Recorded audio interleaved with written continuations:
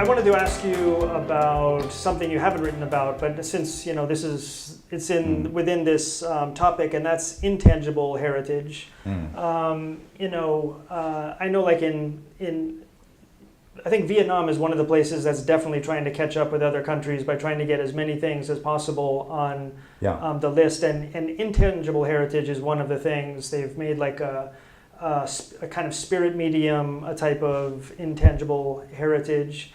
And I've wondered if you've thought about that or done research on that. And I wonder, when you're thinking about these heritage sites and then the non-site spaces, you don't really have that with intangible heritage. No, but there must be some kind of gatekeeping involved in determining who gets to highlight this and who doesn't. I'm not sure, but perhaps that's something else to look at. Well, it is, yeah. It's not something that we've examined. I mean, it's something that we plan to do because it's a more recent development within the is UNESCO that because global there's operation. only a limited number of actual structures out there that we can designate? I don't think so. I think there are a lot. I think maybe there are too many. I see. Okay. But I think part of the problem is, as it were, in a way, protecting them and sustaining them over a period of time. And I think intangible cultural heritage obviously presents rather different problems from, say, a monumental site, which you can see and you can grasp and you can put boundaries around it and protect it, conserve it, and so on. Sure. But with intangible cultural heritage, I mean, that's a very different set of problems that it poses. That very often, obviously, the people who carry it, and very often a senior generation, who will ultimately die out. And is that then going to be passed on to the younger generation? Not necessarily in the form that it's currently being displayed and delivered and but then that's in keeping. I mean, you make it very clear here that heritage is not something that's frozen in time, that's passed on. No, it's constructed. I think this is the major, not a finding, because I think it was already established before we began our research, but I think it is one of the major dimensions, really, of the study of heritage. That heritage is not passed down unchanged from one generation to the next. It is constructed. It's selected, of course. I mean, the whole UNESCO operation is selecting heritage for particular purposes, and, as it were, ignoring others that don't fit the criteria that UNESCO sets.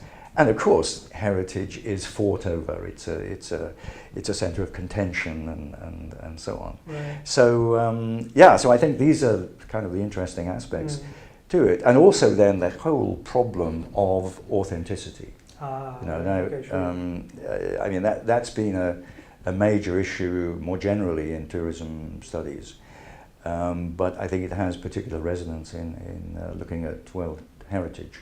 Whether UNESCO is in the game of ensuring authenticity, and as we know, I mean, authenticity is relative. I mean, it varies cross-culturally. It varies. You talk to tourists, and some will be concerned about, am I seeing something that's authentic? Not really themselves knowing what was authentic. And there are others who will perhaps rejoice in something that is vaguely authentic, but it really doesn't make too much difference to them. They're there on holiday, they're enjoying themselves, and they're not in search, let's say, of serious history or serious heritage. So I mean, authenticity is another part of that, and that is particularly difficult in something like intangible cultural heritage, which obviously is more susceptible to change over a period of time. So so I mean, we've only touched the surface of the things you know about here, and you've written a lot about it. Your most recent piece, I believe, is an article in the Asian Journal of Tourism Research on World Heritage Sites and their margins in Southeast Asian tourist development. I hope I'm right saying this okay. Heritage scapes or non-heritage spaces. It's my writing, it's not your title. I'm going to put links to this below this video so people will be able to find that. They'll be able to find your page on the Institute of Asian Studies website. Any concluding thoughts or anything we've left out here? No, my research continues. Okay. I mean, I'm doing a number of other research projects at the moment, but I'm still retaining an interest in tourism and heritage, and that's why I'm still publishing on it. But I'm not really doing any, as it were, kind of live field research at the moment on tourism. But certainly the area of intangible cultural heritage is something that we will be looking at and hopefully be doing some work on in the future.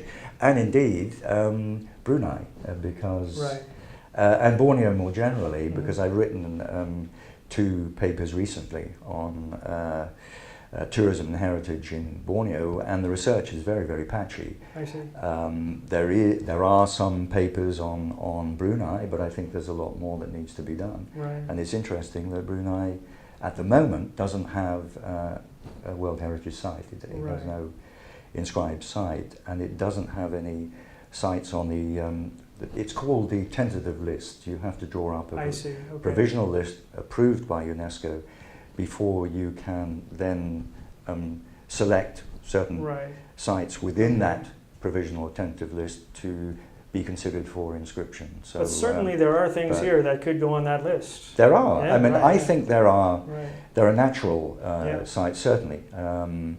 Areas of rainforest and so on, particularly in Temburong, which for me would be likely candidates to be put forward to UNESCO.